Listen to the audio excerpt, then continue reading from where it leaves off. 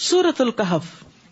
بسم اللہ الرحمن الرحیم الحمد للہ الذی انزل علی عبده الکتاب ولم یجعل له عوجا قیما لینذر بأسا شدیدا من لدنہ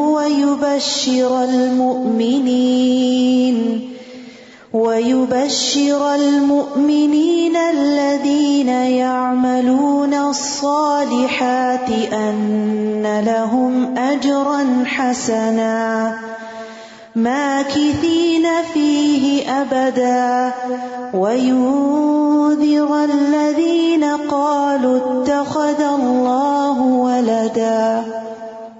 سورۃ الکہف نور دینے والی سورت ہے۔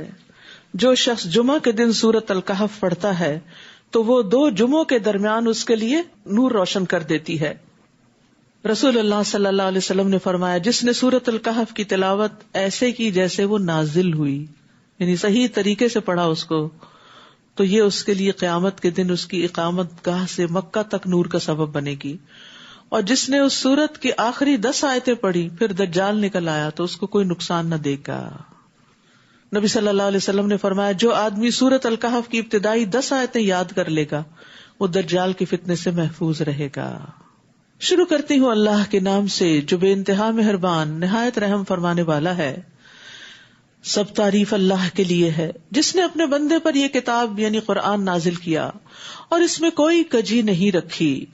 یہ سیدھا رستہ بتانے والی کتاب ہے تاکہ لوگوں کو اللہ کے سخت عذاب سے ڈرائے، اور ایمان والوں کو جو نیک عمل کرتے ہیں یہ بشارت دے کہ ان کے لیے اچھا اجر ہے جس میں وہ ہمیشہ رہا کریں گے، اور ان لوگوں کو ڈرائے جو کہتے ہیں کہ اللہ نے کسی کو بیٹا بنا لیا۔ اس بات کا نہ انہیں خود کچھ علم ہے نہ ان کے باپ دادا کو تھا۔ بہت ہی سخت بات ہے جو ان کے منہ سے نکلتی ہے، جو کچھ وہ کہتے ہیں سراسر جھوٹ ہے۔ آپ شاید ان کے پیچھے اپنے آپ کو ہلاک کر ڈالیں اس غم سے کہ یہ لوگ قرآن پر ایمان کیوں نہیں لاتے۔ یہ تھا نبی صلی اللہ علیہ وسلم کا غم، اور اتنا غم کہ گویا آپ اپنے آپ کو ہلاک کر ڈالیں گے۔ ہمارے غم کیا ہیں؟ پھر ہم اپنے آپ کو آپ کی امت میں سے قرار دیتے ہیں۔ جو کچھ زمین پر موجود ہے اسے ہم نے اس زمین کی زینت بنا دیا ہے تاکہ ہم انہیں آزمائیں کہ ان میں سے کون اچھے عمل کرتا ہے۔ یعنی دنیا میں اللہ نے طرح طرح کی اٹریکشنز رکھ دی ہیں، لیکن ان سب میں ہمارا امتحان ہے کہ ان کے اندر رہتے ہوئے ہم اللہ کو کتنا یاد کرتے ہیں۔ یہ چیزیں ہمیں اللہ کی یاد دلاتی ہیں یا اللہ ہی سے غافل کر دیتی ہیں۔ یہ جو کچھ زمین پر ہے ہم اسے چٹیل میدان بنا دینے والے ہیں، یہ سب ختم ہو جائے گا۔ کیا آپ یہ سمجھتے ہیں کہ غار والوں اور کتبہ والوں کا معاملہ ہماری نشانیوں میں سے کوئی بڑی عجیب نشانی تھا؟ اصحاب الکہف کا قصہ یہاں بیان ہو رہا ہے۔ جب ان نوجوانوں نے غار میں پناہ لی تو کہنے لگے، اے ہمارے رب، اپنی جناب سے ہمیں رحمت عطا فرما اور اس معاملے میں ہمیں رہنمائی عطا کر۔ یہ کچھ نوجوان تھے جو ایمان لے آئے تھے، جو توحید پر تھے، جبکہ ان کے وقت کا بادشاہ اور سب لوگ جو تھے وہ شرک پر تھے اور شرک ہی کی طرف بلاتے تھے۔ تو انہوں نے اپنا دین بچانے کے لیے ہجرت کی تھی۔ ہجرت چونکہ نبی صلی اللہ علیہ وسلم بھی ہجرت کرنے والے تھے تو اس موقع پر یہ صورتیں نازل ہوئی۔ تو اس سے یہ پتہ چلتا ہے کہ اگر کسی جگہ پر رہ کر انسان کا دین ایمان خطرے میں ہو تو اسے وہاں سے نکل جانا چاہیے، کیونکہ زمین وسیع ہے اور ایسی جگہ تلاش کرنی چاہیے جہاں وہ اللہ کی عبادت کر سکے، اور اس جگہ پر نہ رہے جہاں اس کے لیے فتنہ ہو۔ ہم دیکھتے ہیں کہ ہر دور میں لوگوں نے دین کی خاطر اپنا گھر بار، رشتہ دار، اموال، اولاد سب کچھ چھوڑ دی۔ اسی طرح فتنوں سے بچنے کے لیے بھی رسول اللہ صلی اللہ علیہ وسلم نے فرمایا، وہ زمانہ قریب ہے جب مسلمان کا بہترین مال بکریاں ہوں گی جن کو لے کے وہ پہاڑوں کی چوٹیوں اور بارش کے مقامات کی طرف نکل جائے گا۔ وہ فتنوں سے راہ فرار اختیار کر کے اپنے دین کو بچا لے گا۔ یعنی ایسی جگہوں پہ رہنے کی بجائے جہاں پر دین پہ عمل کرنا مشکل ہے، اس جگہ کو چھوڑ کر وہاں چلا جائے گا جہاں اس کے لیے سہولت ہوگی، کیونکہ آخرت میں یہ نہیں پوچھا جائے گا کہ دنیا کتنی کمائی، یہ پوچھا جائے گا کہ دین کتنا بچایا۔ تو ہم نے انہیں اس غار میں تھپکی دے کر کئی سال تک کے لیے سلا دیا پھر ہم نے انہیں اٹھایا تاکہ معلوم کریں کہ ہر دو فریق میں سے کون اپنی مدت قیام کا ٹھیک حساب رکھتا ہے. ہم آپ کو ان کا بالکل سچا واقعہ بتاتے ہیں. وہ چند نوجوان تھے جو اپنے رب پر ایمان لے آئے تھے اور ہم نے انہیں مزید رہنمائی بخشی اور ہم نے ان کے دلوں کو اس وقت مضبوط کر دیا جب انہوں نے کھڑے ہو کر اعلان کیا کہ ہمارا رب تو وہی ہے جو آسمانوں اور زمین کا رب ہے, ہم اس کے سوا کسی کو الہ نہیں پکاریں گے. اگر ہم ایسا کریں تو یہ بعید از عقل بات ہوگی. تو اللہ سبحانہ تعالیٰ نے ان کے ارادے کے بعد ان کو سارے اسباب بھی مہیا کر دیے, ان کے دل کو جما دیا. یاد رکھیے, جب سچی نیت اور اخلاص کے ساتھ انسان کسی نیکی کے کام کا ارادہ کر لیتا ہے تو اللہ تعالیٰ اس کے لیے رستے بھی بنا دیتا ہے. پھر آپس میں کہنے لگے, یہ ہماری قوم کے لوگ جنہوں نے اللہ کے سوا دوسروں کو الہ بنا رکھا ہے, تو پھر یہ ان کے الہ ہونے پر کوئی واضح دلیل کیوں نہیں لاتے؟ بھلا اس شخص سے بڑا ظالم اور کون ہو سکتا ہے جو اللہ پر تہمت لگائے. اور اب جب کہ تم لوگوں نے اپنی قوم کے لوگوں سے اور ان کے معبودوں سے جنہیں یہ لوگ پوچھتے ہیں کنارہ ہی کر لیا ہے, تو آؤ اس غار میں پناہ لے لو. تمہارا رب تم پر اپنی رحمت وسیع کر دے گا اور تمہارے معاملے میں آسانی پیدا کر دے گا. یعنی ان کے لیے اور تو کہیں جانے کا راستہ نہیں تھا, کوئی اور شہر اور کوئی اور ملک اور کوئی اور آبادی, تو انہوں نے غار میں ہی جا کے پناہ لے لی. آپ دیکھیں گے کہ جب سورج نکلتا ہے تو ان کی غار سے دائیں طرف ہٹ رہتا ہے, اور جب غروب ہوتا ہے تو بائیں طرف کترا کر غروب ہوتا ہے, یعنی ان کے اوپر ڈائریکٹ سن نہیں پڑتا. اور وہ نوجوان اس غار کی وسیع جگہ میں لیٹے ہیں, یعنی کافی اسپیشیس ہے جہاں جا کے وہ سو رہے ہیں. یہ اللہ کی نشانیوں میں سے ایک نشانی ہے.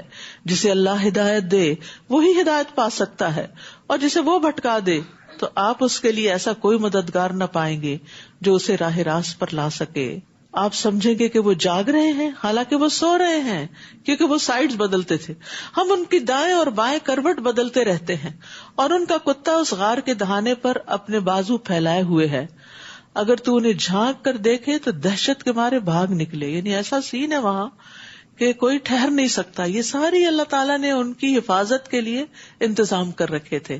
ان کے کروٹیں بدلوانا, ان کے کتے کو وہاں بٹھانا, اور پھر وہاں پر ایسا اندھیرا ہونا کہ کوئی وہاں داخل ہونے کی جرت نہ کرے. اسی طرح ہم نے انہیں اٹھایا 309 سال کے بعد. دن کے ابتدائی حصے میں گئے تھے اور اٹھے تھے آخری حصے میں, تاکہ وہ آپس میں کچھ سوال و جواب کریں. ان میں سے ایک نے کہا, بھلا تم کتنی مدت اس حال میں پڑے رہے؟ ان میں سے کچھ نوجوانوں نے کہا, یہی کوئی ایک دن یا دن کا کچھ حصہ. جیسے بہت گہری نیند سونے والا جب اٹھتا ہے تو اس کو پتہ نہیں چلتا کہ ٹائم کیا ہے. بعض اوقات آپ دن میں سو رہے ہوتے ہیں اور آپ سوچتے ہیں شاید رات ہے. اسی طرح وائس ورسا, یہی کوئی ایک دن یا دن کا کچھ حصہ. اور بعض نے کہا, یہ تو اللہ ہی خوب جانتا ہے کہ تم کتنی مدت اس حال میں پڑے رہے. اب یوں کرو کہ اپنا چاندی کا سکہ دے کر کسی کو شہر بھیجو کہ وہ دیکھے صاف ستھرا کھانا کہاں سے ملتا ہے.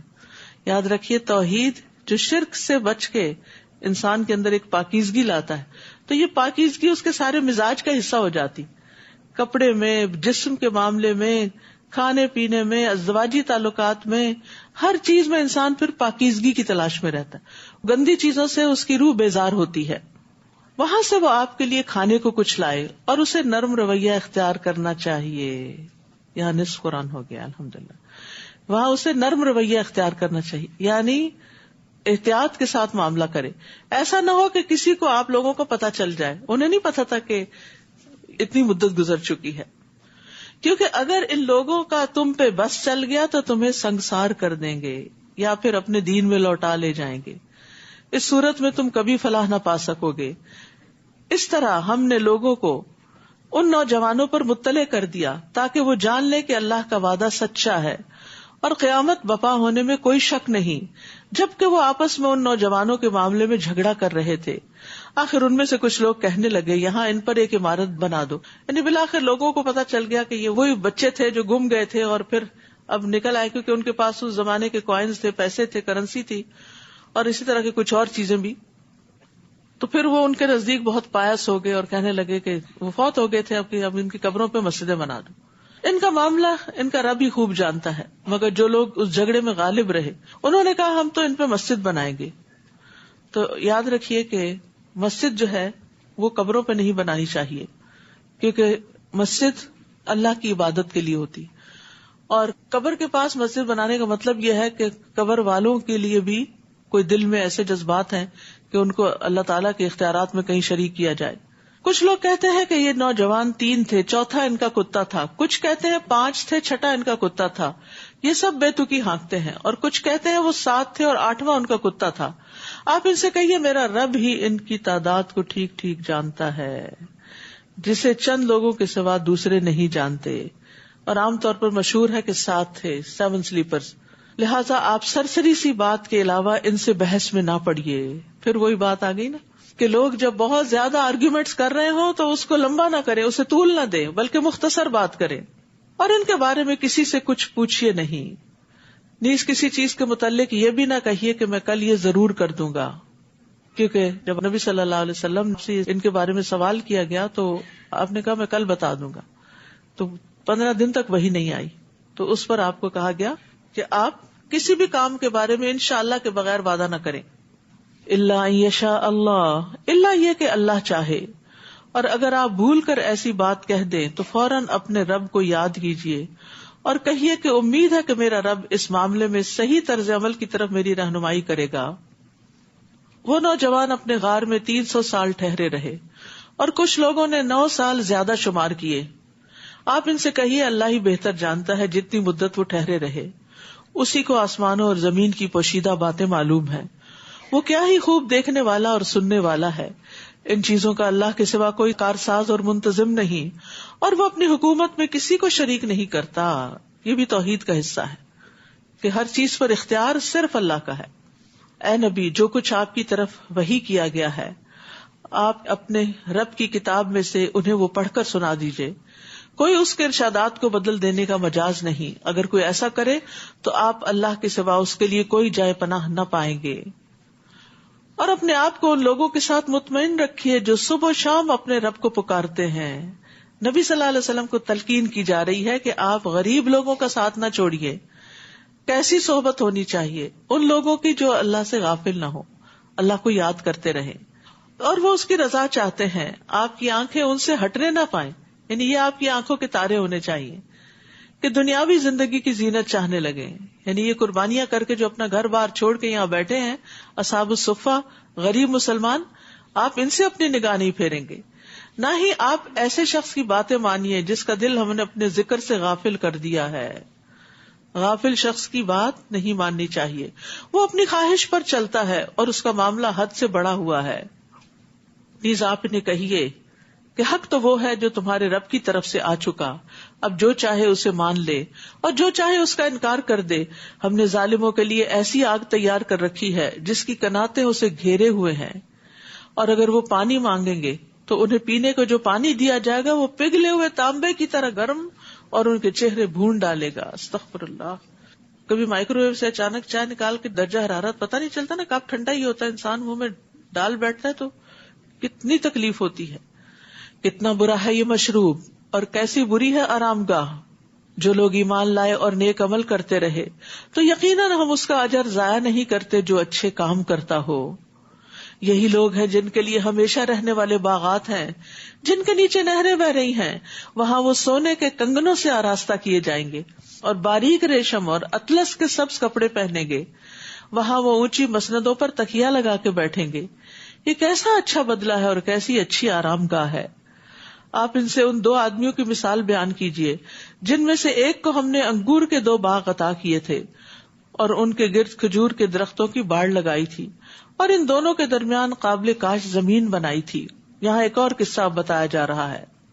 یہ دونوں باغ اپنا پورا پھل لائے اور بارآور ہونے میں کوئی کسر نہ چھوڑی، اور ان کے بیچوں بیچ ہم نے نہر جاری کر دی تھی. اسے ان درختوں کا پھل ملتا رہا تو ایک دن وہ گفتگو کے دوران اپنے ساتھی سے کہنے لگا، میں تجھ سے زیادہ مالدار ہوں اور افرادی قوت بھی زیادہ رکھتا ہوں، میرے چاہنے والے بھی بڑے ہیں. یہی کہتے کہتے وہ اپنے باغ میں داخل ہوا، اس حال میں کہ وہ اپنے اوپر ظلم کر رہا تھا، اور کہنے لگا میں تو نہیں سمجھتا کہ یہ باغ کبھی اجڑ بھی سکتا ہے، اور نہ ہی میں یہ گمان کرتا ہوں کہ قیامت قائم ہوگی، اور اگر مجھے اپنے رب کے ہاں پلٹا کر لے جایا بھی گیا تو میں یقیناً اس سے بہتر جگہ پاؤں گا. کیسے فریب میں ہوتا ہے انسان، غلط کام کرنے کے باوجود بھی وہ اپنے آپ کو حق پہ سمجھتا ہے. اس کے ہمسائے نے گفتگو کرتے ہوئے اس سے کہا، کیا تو کفر کرتا ہے اس ذات سے جس نے تجھے مٹی سے اور پھر نطفے سے پیدا کیا اور تجھے ایک پورا آدمی بنا کھڑا کیا. رہی میری بات تو اللہ ہی ہے اور میں اس کے ساتھ کسی کو شریک نہیں بناتا. اور جب تو اپنے باغ میں داخل ہوا تو یہ کیوں نہ کہا کہ ماشاء اللہ لا قوت الا باللہ. وہی ہوتا ہے جو اللہ چاہتا ہے، اور اللہ کی توفیق کے بغیر کسی کا کچھ زور نہیں. پیچھے انشاءاللہ کا سکھایا گیا اور یہاں ماشاء اللہ کا. یہ کلمات ہماری زندگی کا حصہ ہونے چاہیے. بھلا دیکھو اگر میں مال اور اولاد میں تم سے کمتر ہوں تو عین ممکن ہے کہ میرا رب مجھے تیرے باغ سے بہتر باغ عطا کر دے. کتنا آپٹیمسٹک اپروچ ہے. اور تیرے باغ پر آسمان سے کوئی آفت بھیج دے، یعنی یہ دن بدل بھی تو سکتے ہیں، جس سے وہ چٹیل میدان بن کر رہ جائے، اس کا پانی گہرا چلا جائے اور تو پانی نکال بھی نہ سکے.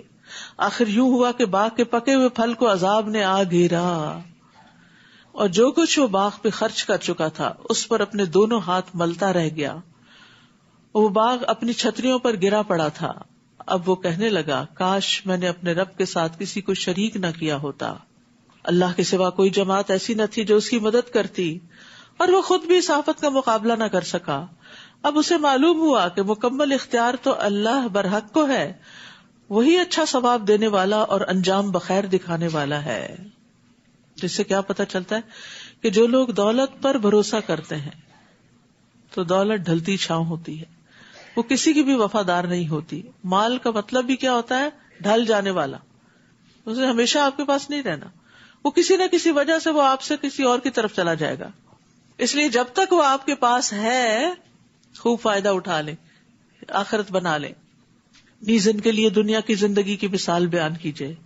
جیسے ہم نے آسمان سے پانی برسایا جس سے زمین کی نباتات گھنی ہوئی، پھر وہ نباتات ایسا بھس بن گئی جسے ہوائیں اڑائے پھرتی ہیں، اور اللہ ہر چیز پر مکمل اختیار رکھتا ہے. یہاں دنیا کو پانی سے تشبیہ دی گئی ہے کیونکہ پانی بھی ایک حالت میں قائم نہیں رہتا، دنیا کی بھی ایک حالت نہیں رہتی، اور دنیا انسان کے لیے آزمائشوں کی جگہ بنی رہتی، تبدیلیوں کی جگہ. المال والبنون زینۃ الحیات الدنیا والباقیات الصالحات خیر عند ربک ثوابا وخیر عملا.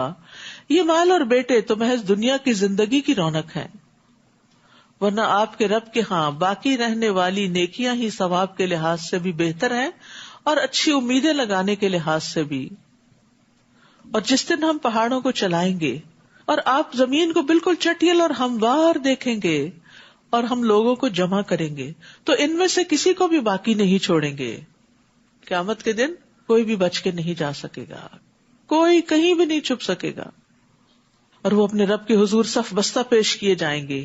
تو اللہ تعالیٰ ان سے فرمائیں گے آخر تم ہمارے پاس اسی طرح آ گئے جیسے ہم نے پہلی بار تمہیں پیدا کیا تھا، بلکہ تم تو یہ سمجھے بیٹھے تھے کہ ہم نے تمہارے لیے کوئی وعدے کا وقت مقرر ہی نہیں کیا تھا. وعدے کا وقت سے مراد آخرت کا دن.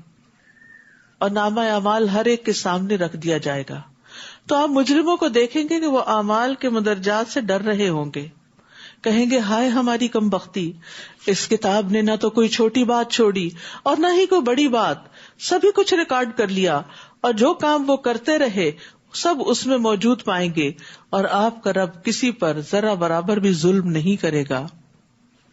تو اس سے یہ پتہ چلتا ہے کہ انسان کے کبیرہ گناہوں کے علاوہ صغیرہ گناہ بھی لکھے جاتے ہیں، اور قیامت کے دن ذرا برابر بھی نیکی اور بدی انسان نے جو کی ہوگی وہ اس کے سامنے آ جائے گی. تو انسان چھوٹے گناہوں سے بھی بچے اور اللہ سے سوال کرے. وَإِذْ قُلْنَا لِلْمَلَائِكَةِ اسْجُدُوا لِآدَمَ فَسَجَدُوا إِلَّا إِبْلِيسَ كَانَ مِنَ الْجِنِّ فَفَسَقَ عَنْ أَمْرِ رَبِّهِ. اور وہ واقعہ یاد کرو جب ہم نے فرشتوں سے کہا کہ آدم کو سجدہ کرو تو ابلیس کے سوا سب نے سجدہ کیا، وہ جنوں میں سے تھا، اس لیے اپنے رب کے حکم سے سرتابی کی. کیا تم مجھے چھوڑ کر اسے اور اس کی اولاد کو اپنا دوست بناتے ہو، حالانکہ وہ تمہارا دشمن ہے. ایک ایسا برا بدل ہے جسے ظالم لوگ اختیار کر رہے ہیں. میں نے تو انہیں نہ اس وقت گواہ بنایا تھا جب آسمان اور زمین پیدا کیے تھے، اور نہ اس وقت جب خود انہیں پیدا کیا تھا، اور میں گمراہ کرنے والوں کو اپنا مددگار بنانے والا بھی نہیں. اور جس دن اللہ مشرکوں سے فرمائے گا ان معبودوں کو تو بلاؤ جنہیں تم میرا شریک خیال کرتے تھے، وہ انہیں پکاریں گے تو صحیح مگر وہ معبود انہیں کوئی جواب نہ دیں گے، اور ہم ان کے درمیان ہلاکت کا گڑھا یعنی جہنم مشترک کر دیں گے. تو یاد رکھیے قیامت کے دن کوئی کسی کے کام نہیں آنے والا. اور مجرم جب دوزخ کو دیکھیں گے تو انہیں یقین ہو جائے گا کہ وہ اس میں گرنے والے ہیں اور اس سے بچاؤ کی کوئی راہ نہیں پائیں گے. اور ہم نے قرآن میں لوگوں کو طرح طرح کی مثالوں سے سمجھایا ہے، مگر انسان اکثر باتوں میں جھگڑالو واقع ہوا ہے، بحث کرنے لگتا ہے، کوئی نقص نکالنے لگتا ہے. اور جب لوگوں کے پاس ہدایت آ گئی تو انہیں اس پر ایمان لانے اور اپنے رب سے استغفار کرنے سے کس چیز نے روک دیا، سوائے اس کے کہ وہ اس بات کے منتظر ہیں کہ ان سے پہلے لوگوں کا سب معاملہ پیش آ جائے یا عذاب ان کے سامنے آ جائے. اکثر قوموں نے یہی حال کیا نا کہ انہوں نے عذاب کے آنے کا انتظار کیا اور اس سے پہلے مان کے نہ دیے. ہم رسولوں کو صرف اس لیے بھیجتے ہیں کہ وہ لوگوں کو بشارت دیں اور ڈرائیں، اور کافر لوگ ان رسولوں سے بےہودہ دلائل کے ساتھ جھگڑا کرتے ہیں تاکہ وہ ان سے حق کو نیچا دکھائیں، اور انہوں نے میری آیات اور تنبیہات کو مذاق بنا رکھا ہے. اس شخص سے بڑھ کر ظالم اور کون ہوگا جسے اللہ کی آیات سے نصیحت کی جائے اور وہ اس سے منہ پھیر لے. یعنی آپ کبھی کسی کو کہتے ہیں نا یہ بات قرآن میں لکھی ہے، ایسا نہیں کرنا چاہیے، تو لوگ اس کے اوپر بھی مذاق بنا لیتے ہیں. تو یہاں پر اس شخص کو سب سے بڑا ظالم قرار دیا گیا کہ جو آیات کے سامنے منہ پھیر لے، آیات نہ سننا چاہے اور اپنے وہ سب کام بھول جائے جو اس نے آگے بھیجے ہیں، اپنے کرتوت، اپنے گناہ. ایسے لوگوں کے دلوں پر ہم نے پردے ڈال دیے ہیں کہ وہ قرآن کو سمجھ ہی نہیں سکتے اور ان کے کانوں میں گرانی ہے، اور اگر آپ انہیں راہ راست کی طرف بلائیں بھی تو وہ کبھی اس راہ پر نہیں آئیں گے. وَرَبُّكَ الْغَفُورُ ذُو الرَّحْمَةِ لَوْ يُؤَاخِذُهُم بِمَا كَسَبُوا لَعَجَّلَ لَهُمُ الْعَذَابَ بَل لَّهُم مَّوْعِدٌ لَّن يَجِدُوا مِن دُونِهِ مَوْئِلًا. اور آپ کا رب بہت بخشنے والا اور رحمت والا ہے، ورنہ جو کچھ یہ لوگ کر رہے تھے اگر ان پر وہ گرفت کرتا تو جلدی ان پر عذاب لے آتا، بلکہ ان کے لیے وعدے کا وقت مقرر ہے جس سے یہ کوئی پناہ کی جگہ نہ پا سکیں گے. اور یہ عذاب رسیدہ بستیاں ہیں، جب انہوں نے ظلم کیا تو ہم نے انہیں ہلاک کر ڈالا اور ہم نے ان کی ہلاکت کے لیے ایک وقت مقرر کر رکھا تھا. یعنی پچھلے انبیاء کی جو قومیں تھیں ان کی تباہی اپنے مقرر وقت پر ہوئی. اور اب ایک اور قصہ ہے، موسیٰ علیہ السلام کا قصہ، علم حاصل کرنے کا. اس قصے کے بارے میں آتا یہ ہے کہ ایک شخص نے بنی اسرائیل کے موسیٰ علیہ السلام سے پوچھا، کیا آپ سے بھی بڑا کوئی عالم ہے؟ تو انہوں نے کہا کہ میں نہیں جانتا، مجھے اپنے سے بڑا کوئی پتہ نہیں. تو اس پر اللہ سبحانہ تعالیٰ نے موسیٰ علیہ السلام سے کہا کہ وہ ایک ایسے بندے سے ملیں جو ان سے بھی زیادہ جانتا تھا. تو اصل میں یہ جتنی بھی چیزیں گزری ہیں نا پیچھے، جاہ ہے، حکومت، پھر دوسرے قصے میں دولت، اور اس تیسرے قصے میں علم، اور اگلے قصے میں اختیارات، یہ ساری چیزیں جہاں نعمتیں ہیں وہاں بہت بڑی آزمائش اور فتنہ بھی ہیں. تو ان کو صحیح طور پر استعمال کرنا چاہیے. اور وہ قصہ بھی یاد کرو جب موسیٰ نے اپنے خادم سے کہا، میں تو چلتا ہی جاؤں گا حتیٰ کہ 2 دریاؤں کے سنگم پر پہنچ جاؤں، یا پھر میں مدتوں چلتا ہی رہوں گا. سبحان اللہ.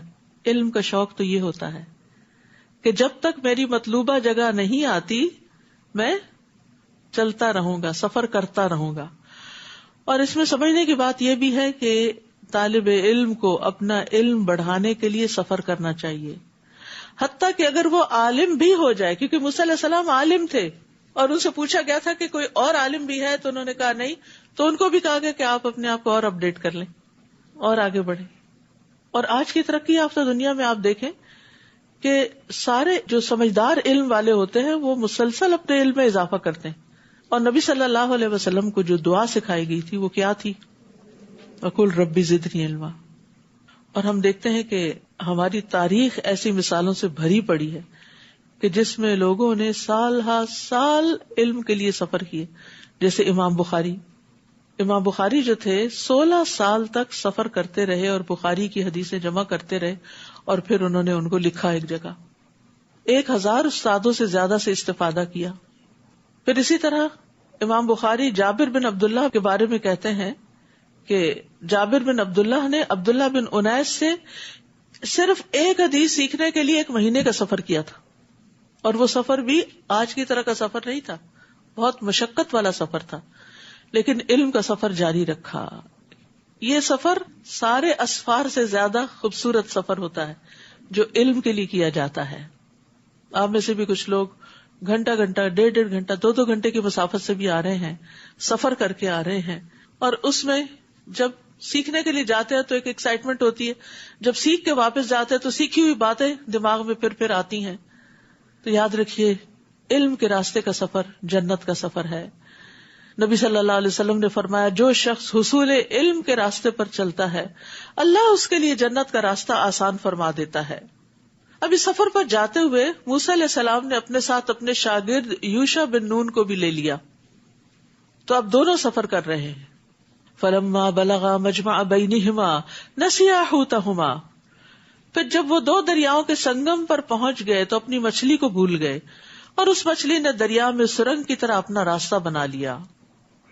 پھر جب وہ وہاں سے آگے نکل گئے تو موسیٰ نے اپنے خادم سے کہا ہمارا کھانا لاؤ, اس سفر نے تو ہمیں بہت تھکا دیا ہے.